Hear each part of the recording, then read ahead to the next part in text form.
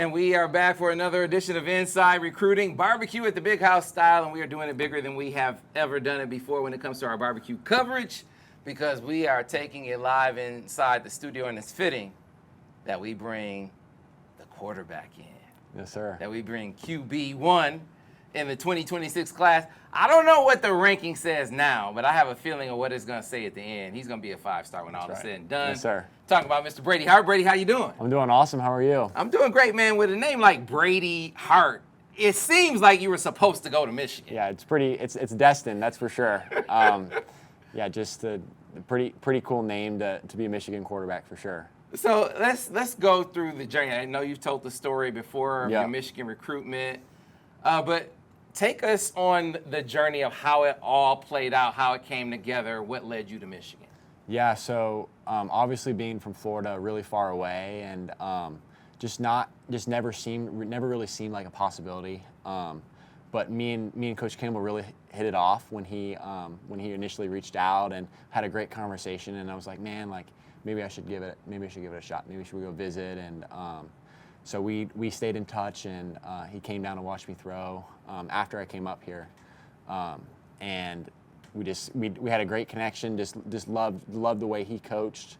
Loved Coach Moore when we were up here, and we were actually going to Ohio State the next day, and we're kind of wrapping up our visits, kind of going all over the country. But so we went to Michigan, had an unbelievable visit. Just felt like it was a place. I was going to commit on the visit, but I'm like, you got to give it the 48-hour rule. You got to give it some time after the visit to just kind of like let the nerves settle down and really have a clear mind when you're making a decision. So we go to Ohio State.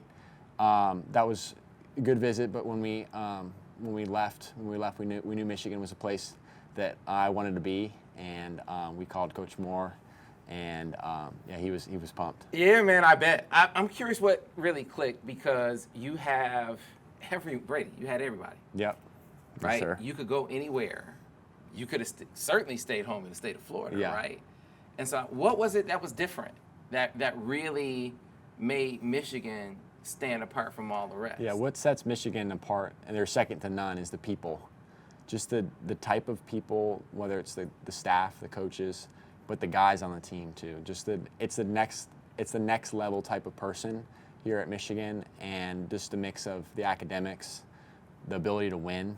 They win, obviously. Mm-hmm. Obviously from last year, they win championships, and they obviously do a great job developing their quarterbacks. So okay, all right. So I know how recruiting goes. Yeah. So Michigan wins the national championship last year, and coaches, they bring out these Michigan doesn't throw the ball. They don't tell you how many fourth quarters did J.J. McCarthy really play. Exactly. And they don't talk about how many swing passes that they throw, or how many bubble screens that they throw to really pat them. Let's not get into all that. Yeah. They just say Michigan doesn't throw the football a lot. So how did you get over that hurdle in the grand scheme of things? That's a great question. So I wrote 3 things down that are most important to me. So culture was number 1. I want to play around a bunch of guys that I like, coaches I like, players I like. I want to have the ability to win, and I want to get developed for the NFL.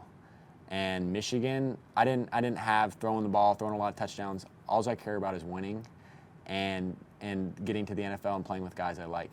And Michigan does those 3 things awesome. Yeah, no doubt. And so one of the things that stood out to me is you say winning. You came out right now.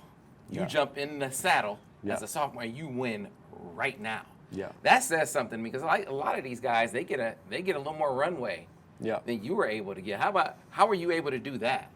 Yeah, just we obviously had a great team around me, and awesome coaches, and they developed me through the spring and got some great coaching. But yeah, a lot of guys lose sight that the end goal is to win the football game, and they get worried about in their stats and personal goals. But it's all about the team and coming out with the win. All right, so your when you talk about there are inspirations, there are people that you model yourself, there are people who you sort of glean from and take things from. Who are the quarterbacks that you sort of model after? Yeah, one, I think my game is modeled after Trevor Lawrence. Just the style of play he has is really similar to my game. Just the just the athletic pocket passer. He's not a dual threat guy, but has the ability to move and use his legs when he needs to, and just lethal from the pocket. Can make all throws on the field, and just dice up defenses. And that's a player that I like style my game after. But obviously Tom Brady, he's the guy that he's a perfect person to look up to and to model your habits after. Just wasn't the most talented guy, and he stacked up all the right things over years and years and years, and that's what made him the best. Dude, how old are you? 16. Golly, okay. All right, so you got a lot of time to continue to get better, right? Yeah. You're not a finished product. Really damn good, but not a finished product. Yes, sir. Where is Brady going to be better as a junior compared to where you were as a sophomore? Yeah, so I weighed 165 pounds last year. I was skinny, dangerously skinny, and I put 25 pounds on this offseason. Wow. I'm sitting around like 190 right now, and so that style I'm bigger and stronger and faster, obviously too. And I think that my arm strength and ability to make the throws has changed for sure. But just my footwork and my pocket presence and just understanding what I'm looking at, my pre-snap and post-snap reads, and those have taken a huge jump from where they were at last year. All right, so you mentioned, to rewind the tape a little bit, Coach Campbell, you really hit it off. Yeah. You want to be developed. You talked about really being wild about that. For people who don't know Coach Campbell, explain to them about what kind of guy he is, what kind of coach he is. He played the biggest piece in me coming to the University of Michigan. He's awesome. There's a reason why him and J.J. McCarthy are so close, because the way he explains the game, the way he dumbs it down, he just presents it in a great way. And we had a great time this morning throwing, and having him coaching me, and I can't wait for the future for that for sure. All right, so part of the future is, you said you got to have great guys around you. So what kind of recruiter are you, Brady? You're a recruiter, man? We're going after it for sure. Are you going after it? And that's something that I'm really gonna invest in, and having those guys around you is huge. And I've had my recruiting hat on this weekend, and building some relationships with some guys. So let's get specific though. Who are some of the guys that you would say you've worked the hardest on to this point, even if they aren't here this weekend? Javian Mallory, Okay. the running back from West Boca. He's a really good player. Jalen Pyle, Okay. from Texas. He's here this weekend, and I built a really good connection with him. And Andrew Marsh threw with him today, 25. Great player. And Andrew Olish, obviously we threw with him today, and I can't wait for that connection too. Okay. So what do you think of Andrew Marsh?